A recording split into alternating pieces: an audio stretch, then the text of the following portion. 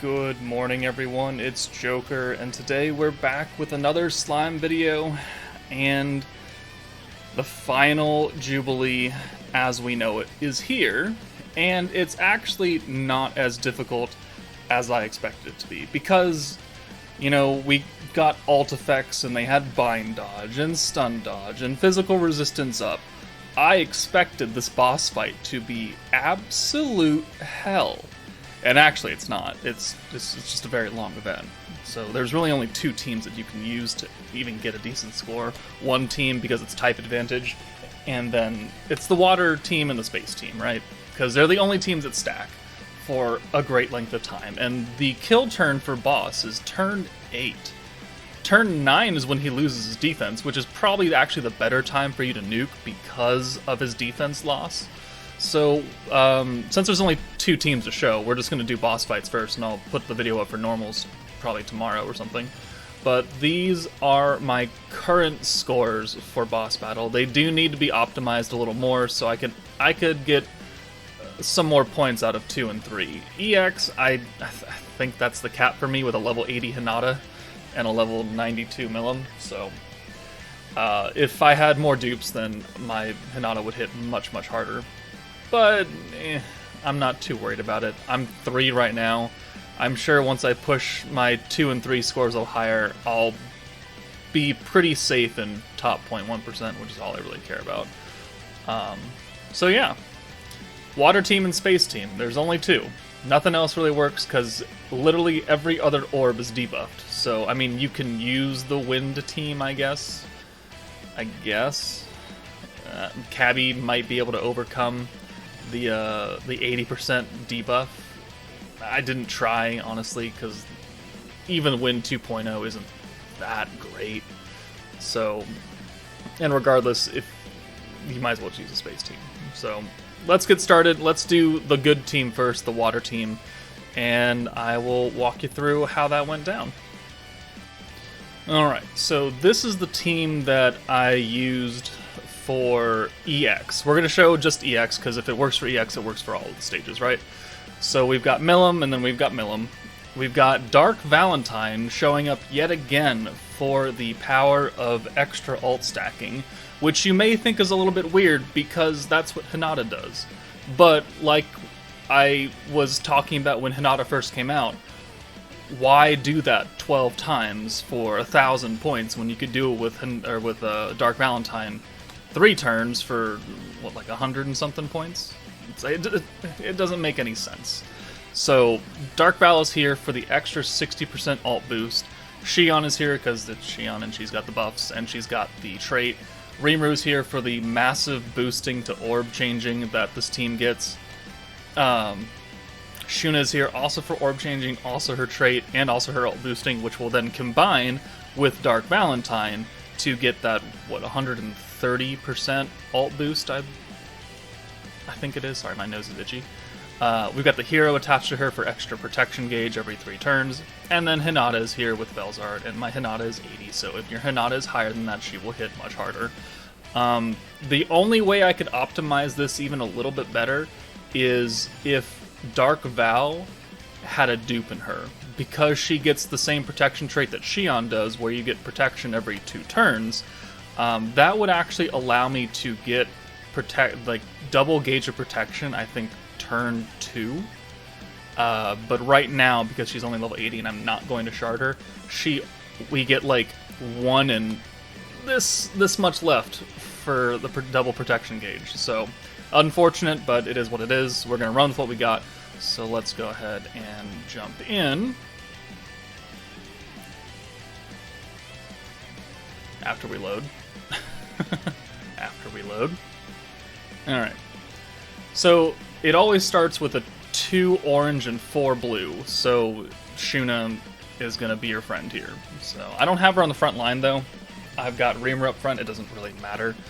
So, his guard, his defense, everything resistance goes up turn 1 before you do anything. So, he's a tanky boy until turn 9 when he drops most of it. So, we're going to bring Hinata in. We brought Shuna in. We're going to orb change. And now we're going to send 6 blues. And that will get us that 1 and almost 2 protection gauge right there. So yeah, we're missing a little bit. We'll get the trait from Xion next turn, which will get us even closer, but still not quite 2, which is if we had Valentine, it would get us the 2. But you'll see right here, after he's done smacking us, we're like a nut tap away from having 2 full gauges. Unfortunate, but whatever. So here, we're obviously going to pop Milim because we have all 3 of our main water units up front. And then we're just going to burn these 3 oranges, which gets us the next millimeter. And then it sets us up pretty well next turn, because then we can just do some easy orb changing with Rimuru. So we've got the next Milim protection, and now we will swap in Rimuru for Xion, and we're going to use both his skills in the correct order. That's why I backed out and checked. So we're going to steal first, and then we're going to do the green. That way we make sure that we change everything. And then we're just going to send 6 blues, and that's pretty much what you're going to do for the next 6 turns, is send 6 blues. Or send whatever ults you have, and then 6 blues. So, he's going to guard, he doesn't take a lot of damage, that's fine, 100% fine. You don't want to do too much damage to him.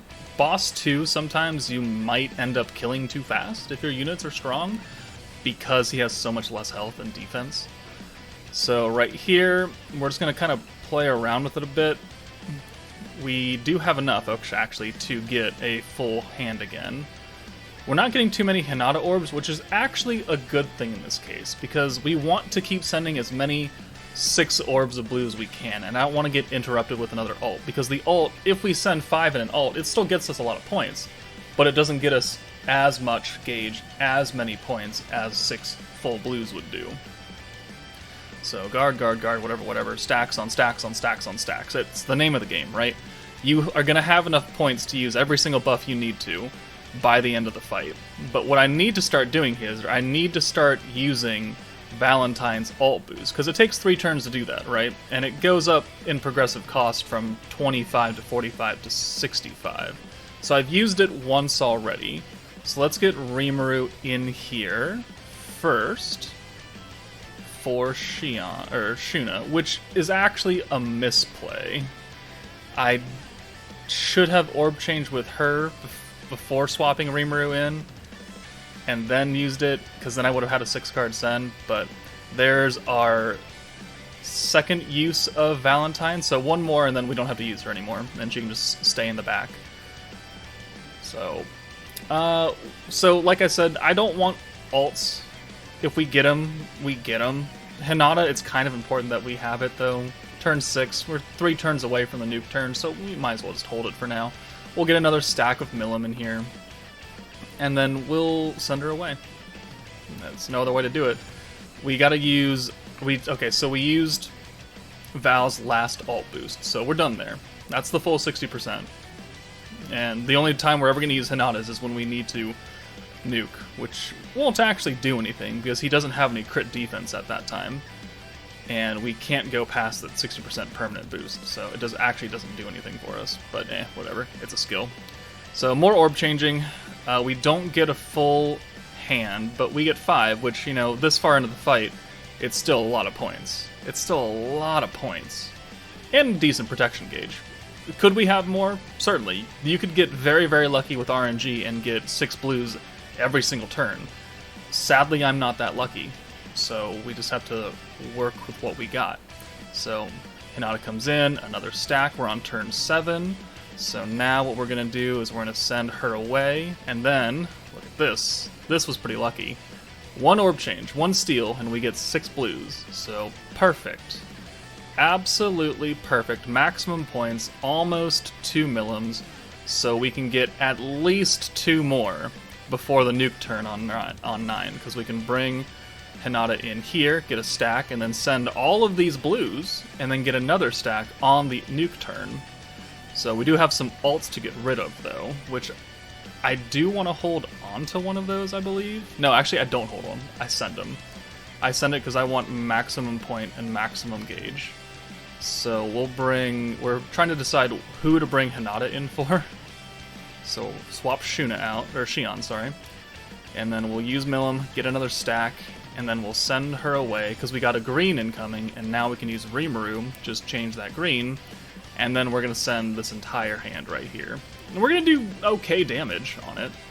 It's still, he's going to have a lot of health left, but turn 9 actually works out in our favor. So Shuna by herself does 45,000 with no extra buffs except the ult that's permanent.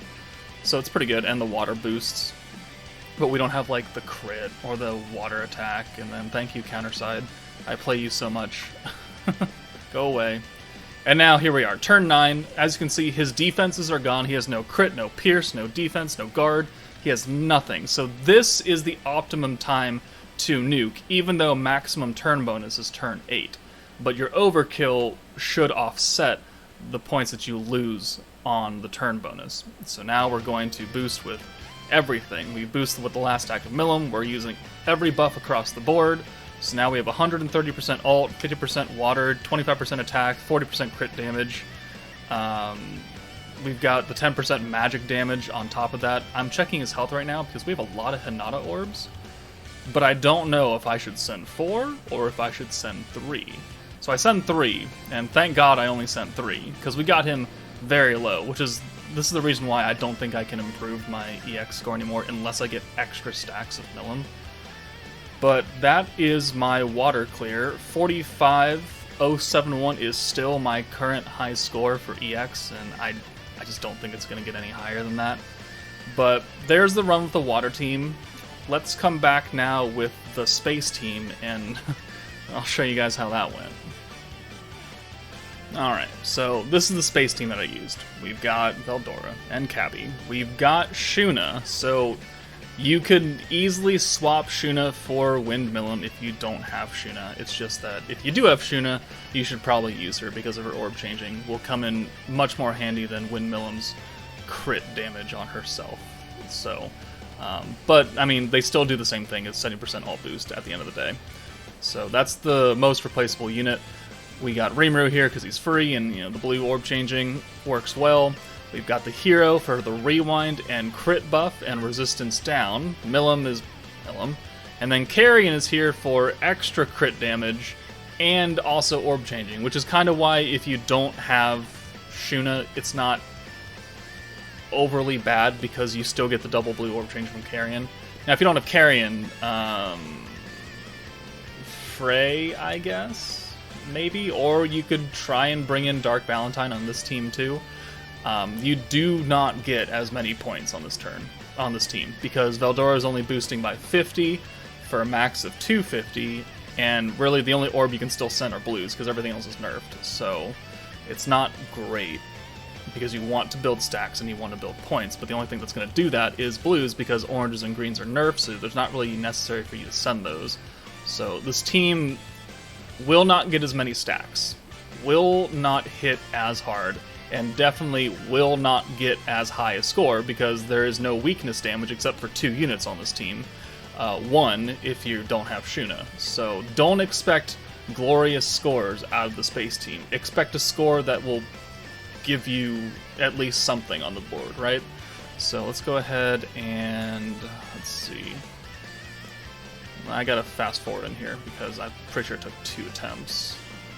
Yeah, okay, so there we go. Alright.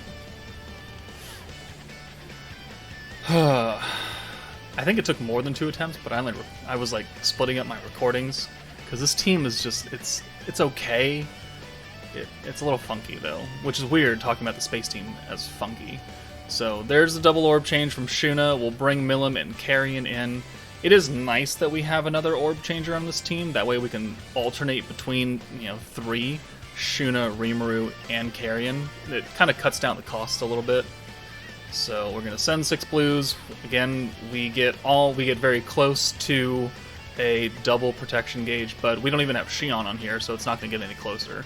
So we're just going to use it, and then keep working towards it.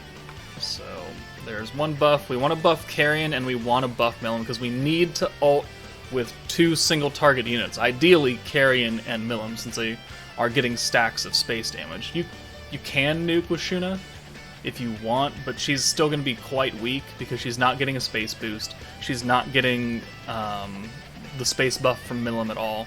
So it's ideal that you have 2 single target ults on this team, because Milim by herself can do it if you get lucky, but she needs some help, especially if you're looking for some overkill damage. So we're just going to keep working on sending blues on blues on blues. And I mean, that's the name of the game, really.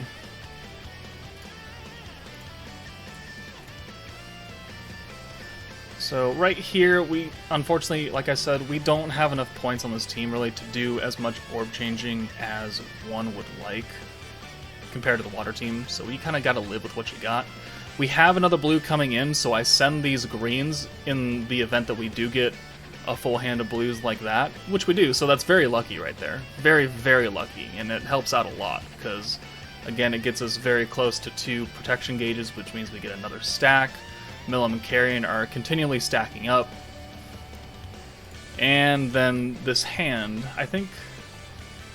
alright, the hand is okay. Not great, but it's okay. So, obviously, we can orb change with Carrion, or we could bring Rimuru in for Shuna, use his steal, and then use an orb change. But, unfortunately, I'm not smart like that. And then I'm sitting here, because there's a pause right here of me not doing anything, because I realized how dumb I am. So I should have brought Rimuru in for Shuna, used his steal, then used Carrion's orb changing. We would have had a full 6-card send, but we didn't, so I'm just going to send 5 blues. Yeah, mistakes were made. It's okay, though. We could have got 2 more Veldoras right there. Yeah, it's alright. Okay, so Benny's gonna ult turn 5. He doesn't really do that much damage, though. Again, like, why are we getting Hinata with a physical resistance buff when he's not physical resistance? So what are we building to? Is this going to play a bigger part in the next Jubilee? Because the water meta's over. Like, it changes next week. This is the last major event for the water meta. So there's really no point of having stun dodge, bind dodge, physical resistance up, unless they're going to drop some new event where that's going to be absolutely necessary, which could be the large-scale battle event. We still don't have any details on that, so it might come into play there, but not here. Which I'm actually very grateful, because if we had to stun dodge and bind dodge in Jubilee in the same one, I would probably cut my pinky off. So, we're on turn 6. We have a few decent stacks. So we've got double stack of Veldora here. Milim has an ult now, though, so I do need to bring her in and get stacks, but I also kind of want to rewind on this turn, because we haven't used it yet. So I want to get as many stacks as possible. We're coming up on, you know, the final 2 turns, so we're going to do some orb changing, and then we're going to do the rewind. And we're going to bring Milim in and give her 2 stacks, but we're going to keep Carrion in the back. That way we can swap Milim out after we get the 2 stacks and the Drago online. Because she's more important, right? She is the main nuker at the end of the day. Carrion is here just to support the lowering of Benimaru's health bar in any way, shape, or form. So there's some orb changing. We'll bring Milim in for the hero now that we've used her rewind, because if we can take that orb, when we swap her out for Carrion, we will have 2 greens, which will then we can use Rimuru's orb change, and then we'll have another 6-card send of blues right here. So it works out pretty well, all things considered, because on the rewind we can get a stack of Veldora on Carrion. At least he gets 1, right? At least he gets 1 out of this turn. And he gets his ult too, which is good. So we're working well here. So there's a full hand of blue, 200% damage, still doesn't do too much. Yeah, 3600, not great, but damage is damage. The rewind kicks in, we'll activate Veldora and get another stack on Carrion. I could have waited and not used Veldora, that way I could have used 2 on Milim. Actually, do I do that right now? I don't actually remember if I do that. Either way, no matter what we send here, we're not going to get full protection gauge. So, okay, I do wait. I thought I just gave it to Carrion. Okay, well, hey, whatever. Alright. So what does our second to last hand look like? That's pretty good.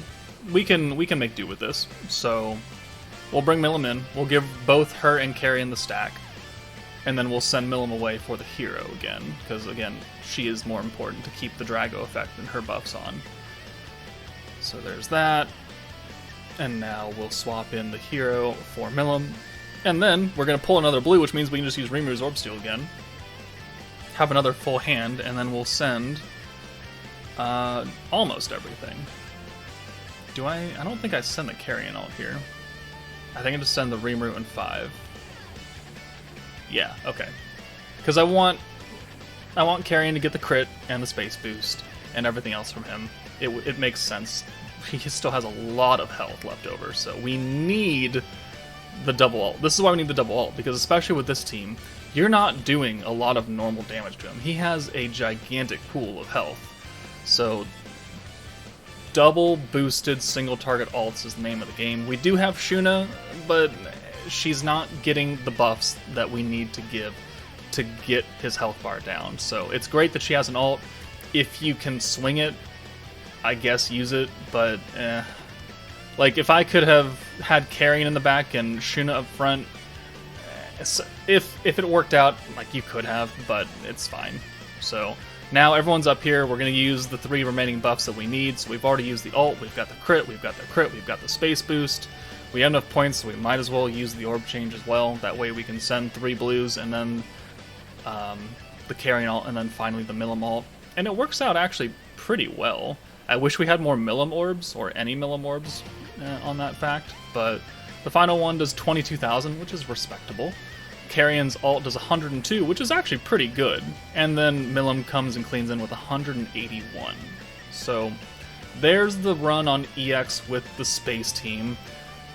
25,000 points next to my water team of 45,000. So obviously not going to give you a decent score, but at least if you have the space team, you can at least beat it, and you can at least get a score, and, you know, work your way towards getting better rewards out of the ranking.